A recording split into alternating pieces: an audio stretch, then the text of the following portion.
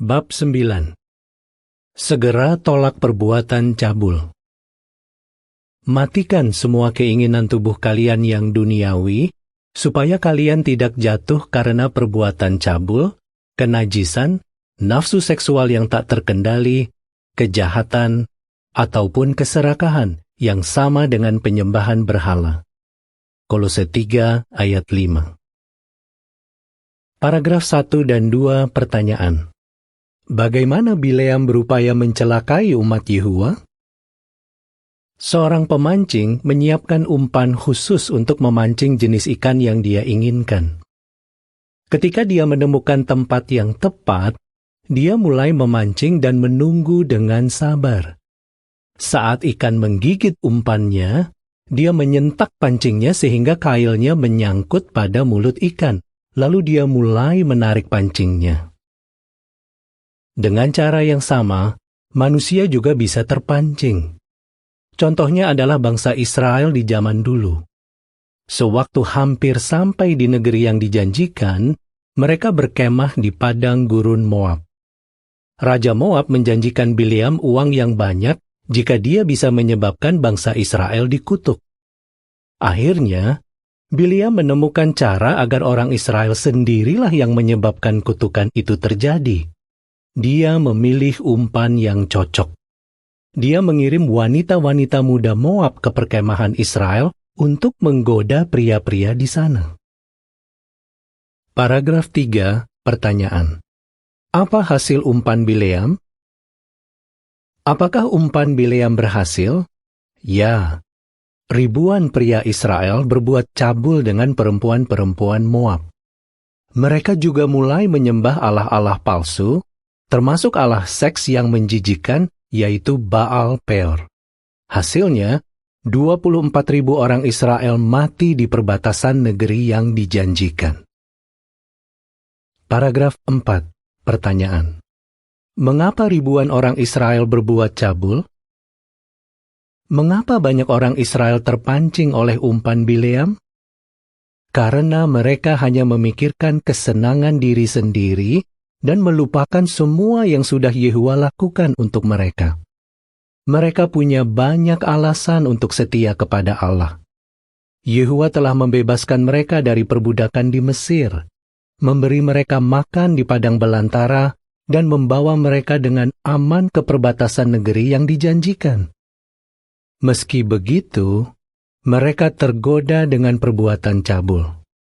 Rasul Paulus menulis, jangan berbuat cabul seperti yang dilakukan oleh sebagian dari mereka.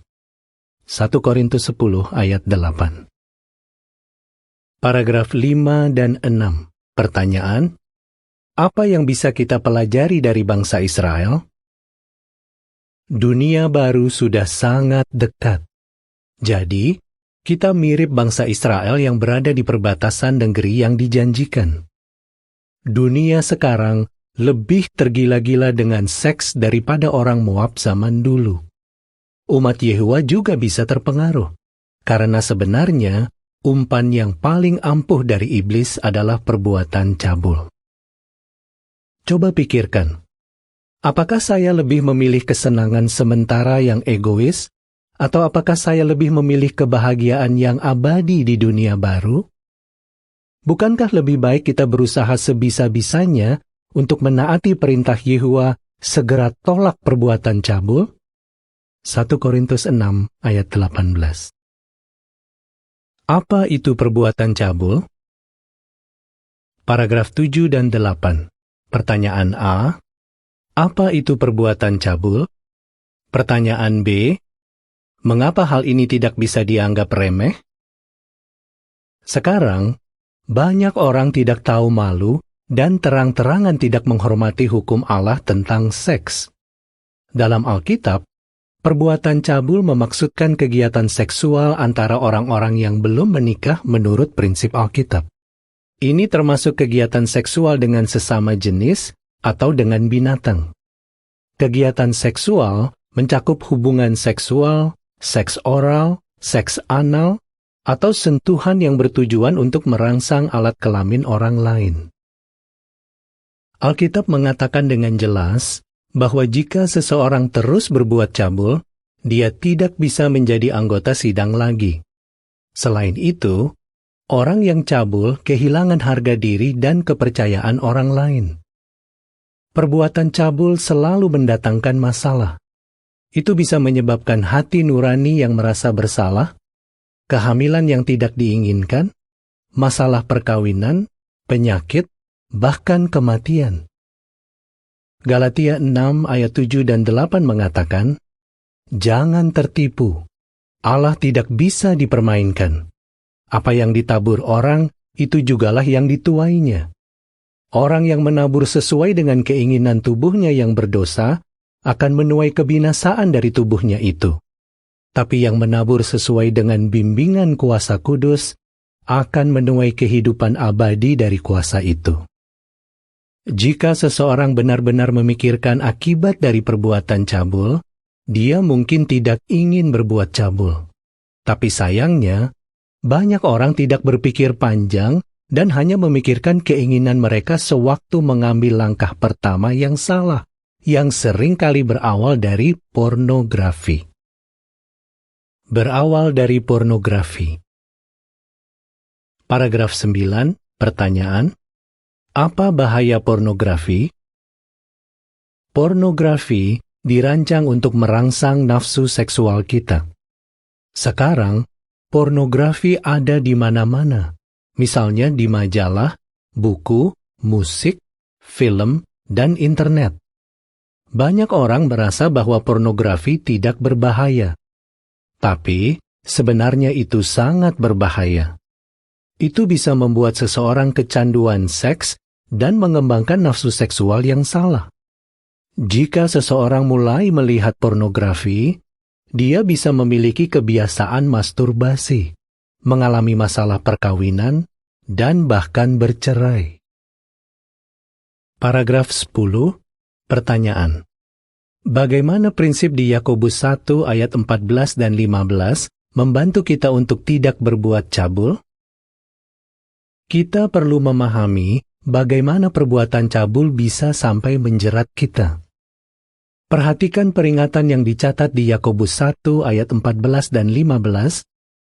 Setiap orang dicobai ketika ditarik dan dipikat oleh keinginannya sendiri. Lalu ketika keinginannya menjadi kuat, dia akan berbuat dosa. Dan kalau dosa sudah dilakukan, akibatnya adalah kematian. Jadi, saat pikiran yang salah terlintas, kita harus langsung menyingkirkannya. Jika kita tidak sengaja melihat gambar yang cabul, alihkan mata kita. Matikan komputer atau ganti filmnya. Jangan biarkan keinginan yang salah bertumbuh dalam diri kita. Kalau tidak, keinginan yang salah itu bisa menjadi sangat kuat sehingga sulit dikendalikan. Matius 5 ayat 29 dan 30 mengatakan, "Jadi sekarang, kalau mata kananmu membuatmu tersandung, cungkil dan buanglah itu. Lebih baik satu matamu hilang daripada seluruh tubuhmu dilempar ke Gehena. Juga, kalau tangan kananmu membuatmu tersandung, potong dan buanglah itu. Lebih baik satu anggota tubuhmu hilang daripada seluruh tubuhmu masuk ke Gehena." Paragraf 11, pertanyaan. Bagaimana Yehuwa bisa membantu kita saat kita punya pikiran yang salah? Yehuwa lebih mengenal kita daripada kita sendiri.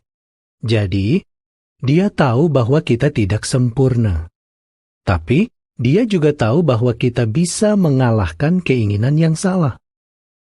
Yehuwa berkata, "Matikan semua keinginan tubuh kalian yang duniawi, supaya kalian tidak jatuh karena perbuatan cabul, kenajisan, nafsu seksual yang tak terkendali, kejahatan, ataupun keserakahan yang sama dengan penyembahan berhala." Kolose 3 ayat 5. Memang, tidak mudah untuk melakukan hal ini. Tapi, Yehuwa sabar terhadap kita dan ingin membantu kita. Seorang saudara muda terjebak dalam kebiasaan menonton pornografi dan masturbasi. Teman-teman sekolahnya menganggap bahwa hal-hal ini wajar. Tapi dia berkata, "Ini merusak hati nurani saya, dan saya terjerat dalam kehidupan yang cabul." Dia menyadari bahwa dia perlu mengendalikan nafsunya. Dan dengan bantuan Yehowa, dia bisa lepas dari kebiasaan buruknya. Jika kita punya pikiran yang cabul, mintalah kesanggupan yang begitu luar biasa dari Yehowa agar pikiran kita tetap bersih. 2 Korintus 4 ayat 7. Paragraf 12, pertanyaan. Mengapa kita perlu menjaga hati kita? Salomo menulis, "Dari semua hal yang harus dijaga, yang terutama jagalah hatimu, karena hatimu menentukan hidupmu." Amsal 4 ayat 23.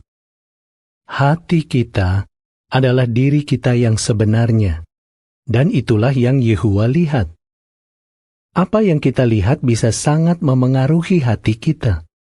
Ayub berkata, "Aku sudah bertekad bahwa aku tidak akan melihat seorang gadis dengan hasrat yang salah." Ayub 31 ayat 1. Seperti Ayub, kita perlu mengendalikan apa yang kita lihat dan pikirkan. Dan seperti pemazmur, kita berdoa, "Alihkanlah mataku agar tidak melihat apa yang tidak berguna." Mazmur 119 ayat 37. Keputusan Dina yang buruk. Paragraf 13, pertanyaan. Sahabat seperti apa yang Dina pilih? Sahabat kita bisa membuat kita menjadi orang yang lebih baik atau buruk. Jika kita memilih sahabat yang mengikuti standar Yehowa, mereka bisa membantu kita untuk melakukan yang sama. 1 Korintus 15 ayat 33 mengatakan, "Jangan tertipu, pergaulan buruk merusak kebiasaan yang baik." Kita bisa lihat seberapa besar pengaruh sahabat dari pengalaman Dina. Dia adalah salah satu putri Yakub, jadi dia dibesarkan dalam keluarga yang menyembah Yehowa. Dina bukan orang yang cabul, tapi dia bersahabat dengan gadis-gadis Kanaan yang tidak menyembah Yehowa. Orang Kanaan dikenal sebagai orang yang cabul. Pandangan mereka tentang seks sangat berbeda dengan umat Allah. Saat Dina sedang berkumpul dengan para gadis Kanaan, dia bertemu pemuda Kanaan bernama Shichem yang menyukainya. Shichem dianggap sebagai orang yang paling dihormati dalam keluarganya. Tapi dia tidak menyayangi Yehowa. Kejadian 34 ayat 18 dan 19. Paragraf 14, pertanyaan. Apa yang terjadi dengan Dina? Shichem melakukan apa yang dia anggap wajar dan berterima. Karena menyukai Dina, Shichem membawa dia pergi dan memerkosanya. Kejadian 34 ayat 1-4 mengatakan, Dina, anak perempuan Yakub dan Lea, sering bergaul dengan gadis-gadis di negeri itu. Di sana, ada pria bernama Shichem, anak dari Hamor orang Hewi, pemimpin negeri itu. Shichem memperhatikan Dina, lalu membawa dia pergi dan memerkosanya. Setelah itu, dia merasa tidak bisa berpisah dengan Dina, anak Yakub. Dia jatuh cinta kepadanya dan terus merayu wanita muda itu. Akhirnya, Shichem berkata kepada Hamor ayahnya, "Tolong ayah lamarkan wanita muda ini untuk menjadi istriku." Kejahatan ini mengakibatkan serentetan peristiwa yang membawa musibah kepada Dina dan keluarganya. Paragraf 15 dan 16, pertanyaan. Bagaimana kita bisa menjadi bijak? Kita tidak perlu mengalami apa yang Dina alami untuk tahu bahwa standar Yehowa itu yang terbaik. Orang yang berjalan dengan orang bijaksana akan menjadi bijaksana, tapi orang yang berurusan dengan orang bodoh akan celaka. Amsal 13 ayat 20.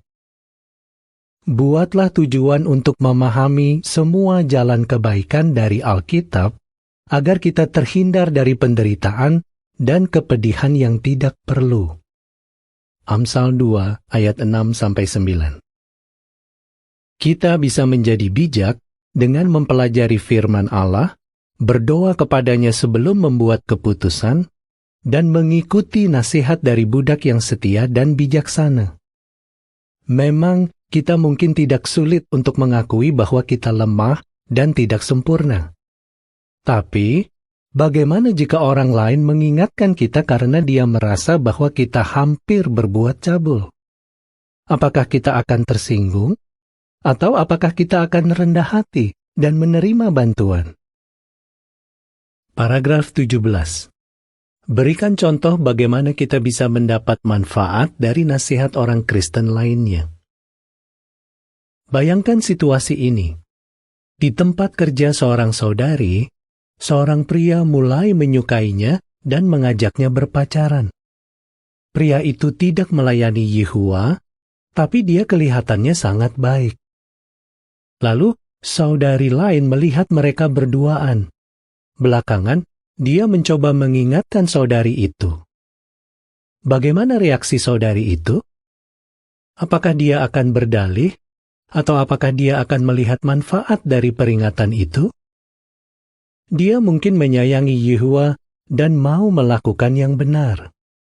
Tapi, jika dia tetap berpacaran dengan pria itu, apakah dia sedang menolak perbuatan cabul atau percaya pada hatinya sendiri? Amsal 22 ayat 3, 28 ayat 26, Matius 6 ayat 13, 26 ayat 41. Ikutilah teladan Yusuf. Paragraf 18 dan 19, pertanyaan, mengapa Yusuf bisa menolak perbuatan cabul? Yusuf menjadi budak di Mesir sejak muda. Setiap hari, istri majikannya mengajaknya untuk berhubungan seks. Tapi, Yusuf tahu bahwa itu salah. Dia menyayangi Yehua dan ingin menyenangkannya. Jadi, setiap kali dia digoda wanita itu, dia menolaknya. Karena dia adalah budak, dia tidak bisa meninggalkan majikannya begitu saja. Suatu hari, saat istri majikannya memaksanya untuk berhubungan seks, dia lari keluar.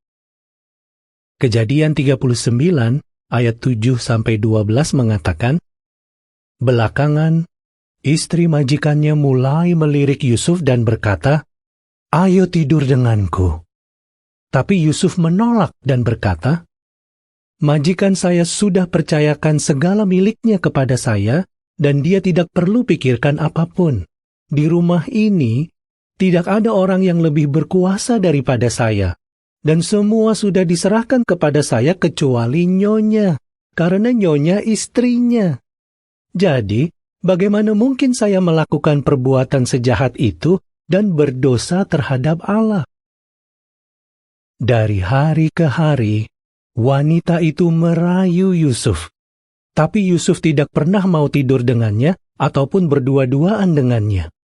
Tapi suatu hari, ketika Yusuf masuk ke dalam rumah untuk bekerja, tidak ada satupun pelayan di situ. Lalu wanita itu mencengkeram baju Yusuf dan berkata, "Ayo tidur denganku."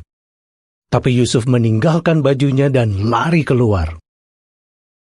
Yusuf mungkin tidak akan lari jika dia suka memikirkan perbuatan cabul atau terus menghayalkan wanita itu. Tapi bagi Yusuf, persahabatannya dengan Yehua adalah yang terpenting. Dia berkata kepada wanita itu, "Majikan saya sudah percayakan segala miliknya kepada saya, kecuali nyonya, karena nyonya istrinya. Jadi, bagaimana mungkin saya melakukan perbuatan sejahat itu dan berdosa terhadap Allah?" Kejadian 39 ayat 8 dan 9. Paragraf 20, pertanyaan. Apa buktinya bahwa Yehua senang dengan Yusuf? Meski Yusuf jauh dari keluarga dan rumahnya, Dia selalu setia kepada Yehuwa sehingga dia diberkati. Yehuwa senang dengan kesetiaan Yusuf. Memang menolak perbuatan cabul itu tidak mudah, tapi ingatlah kata-kata ini. Kalian yang mengasihi Yehuwa, bencilah apa yang buruk. Dia menjaga kehidupan hamba-hambanya yang setia. Dia menyelamatkan mereka dari tangan orang jahat. Mazmur 97 ayat 10. Paragraf 21, pertanyaan. Bagaimana seorang saudara muda meniru Yusuf? Setiap hari, umat Yehuwa menunjukkan dengan berani bahwa mereka membenci yang buruk dan mencintai yang baik. Amos 5 ayat 15. Berapapun umur kita bisa setia kepada Yehuwa. Misalnya, iman seorang saudara muda diuji di sekolahnya. Seorang gadis berkata bahwa dia mau berhubungan seks dengannya jika saudara itu mau membantunya sewaktu ujian matematika. Apa yang dilakukan saudara muda ini? Dia meniru Yusuf dan berkata, "Saya langsung menolak ajakannya. Karena tetap setia kepada Allah, saya tetap punya harga diri." Kesenangan sementara apapun dari perbuatan cabul seringkali menghasilkan penderitaan dan sakit hati. Hanya ketaatan kepada Yehuwa lah yang akan selalu menghasilkan kebahagiaan abadi. Terimalah bantuan Yehuwa. Paragraf 22 dan 23, pertanyaan. Mengapa Yehuwa mau membantu kita meski kita telah berbuat dosa? Dan bagaimana caranya? Setan akan menggunakan perbuatan cabul untuk menjebak kita. Kita mungkin berjuang melawan hal itu, karena kadang kita semua bisa punya pikiran yang salah. Yehuwa tahu hal ini, dan dia ingat bahwa kita ini debu. Mazmur 103 ayat 14. Jadi, bagaimana jika seorang Kristen berbuat cabul yang adalah dosa serius? Apakah itu berarti dia sudah tidak bisa dibantu lagi? Jika seseorang benar-benar bertobat, Yehuwa akan membantunya. Allah siap mengampuni. Mazmur 86 ayat 5. Amsal 28 ayat 13 mengatakan, orang yang menutupi pelanggarannya tidak akan berhasil, tapi orang yang mengakui dan meninggalkannya akan mendapat belas kasihan. Yehuwa juga memberikan pemberian berupa manusia. Mereka adalah para penatua yang peduli dan menyayangi kita. Efesus 4 ayat 8 dan 12. Yehuwa telah menyediakan para penatua untuk membantu kita memulihkan persahabatan kita dengannya. Gunakan pertimbangan yang baik. Paragraf 24 dan 25, pertanyaan. Bagaimana pertimbangan yang baik bisa membantu kita menghindari perbuatan cabul? Agar bisa membuat keputusan yang baik, kita perlu mengerti manfaat hukum Yehuwa bagi kita. Kita tidak ingin seperti pemuda yang dicatat di Amsal 7 ayat 6-23. Karena tidak memiliki pertimbangan yang baik, dia terpancing oleh umpan setan, yaitu perbuatan cabul. Pertimbangan yang baik bukanlah sekadar kepintaran. Jika kita punya pertimbangan yang baik, kita akan mencoba untuk mengerti cara berpikir Allah dan menerapkannya dalam kehidupan kita. Ingatlah kata-kata bijak ini.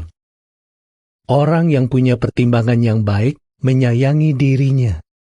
Orang yang menghargai pengertian akan sukses. Amsal 19 ayat 8. Apakah kita benar-benar yakin bahwa standar Allah itu benar? Apakah kita yakin bahwa kita akan bahagia dengan mengikutinya? Jika belum yakin, ingatlah semua hal baik yang telah Allah lakukan bagi kita.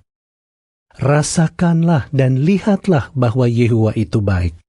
Mazmur 34 ayat 8. Semakin sering kita mengingat hal-hal ini, kita akan semakin menyayangi Allah. Kita perlu menyukai apa yang Dia sukai dan membenci apa yang Dia benci. Penuhi pikiran kita dengan hal baik, yaitu hal yang benar, yang disukai Allah, yang murni, yang menimbulkan kasih, dan yang baik. Kita bisa seperti Yusuf yang mendapat manfaat dari bimbingan Yehuwa.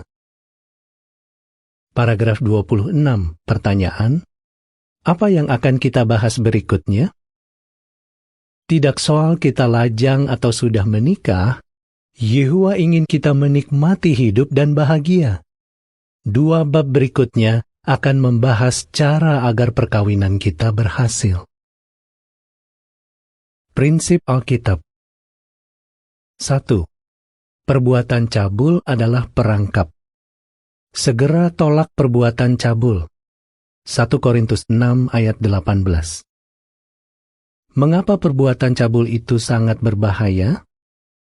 Bilangan 25 ayat 1-9 dan 2 Korintus 2 ayat 11. Dunia setan tergila-gila dengan seks, dan umat Yehuwa juga bisa terpengaruh. Perbuatan cabul adalah salah satu perangkap setan yang paling ampuh. Jadi, kita perlu melindungi diri kita. Amsal 22 ayat 3 dan Galatia 6 ayat 7 dan 8. Pikirkan penderitaan dan kepedihan akibat perbuatan cabul. 1 Korintus 6 ayat 9 dan 10. Jika seseorang terus berbuat cabul, dia tidak bisa menjadi anggota sidang lagi. 2. Kita bisa melawan perbuatan cabul. Setiap orang dicobai ketika ditarik dan dipikat oleh keinginannya sendiri. Lalu ketika keinginannya menjadi kuat, dia akan berbuat dosa. Yakobus 1 ayat 14 dan 15. Bagaimana kita bisa menolak perbuatan cabul? Ayub 31 ayat 1, Yeremia 17 ayat 9, Matius 5 ayat 27 dan 28, dan Kolose 3 ayat 5. Segeralah tolak pikiran yang cabul sebelum itu bertumbuh menjadi keinginan yang salah. Hindari pornografi. Kejadian 39 ayat 7-12, 2 Korintus 4 ayat 7, dan Yakobus 1 ayat 5. Bertindaklah dengan tegas, mintalah bantuan Yehuwa. Amsal 27 ayat 11. Renungkan manfaat menaati hukum Allah. Amsal 13 ayat 20 dan 1 Korintus 15 ayat 33. Pilihlah sahabat yang menyayangi Yehuwa dan yang punya standar yang sama dengan kita. 3. Jangan pernah menyerah. Yehuwa akan membantu kita.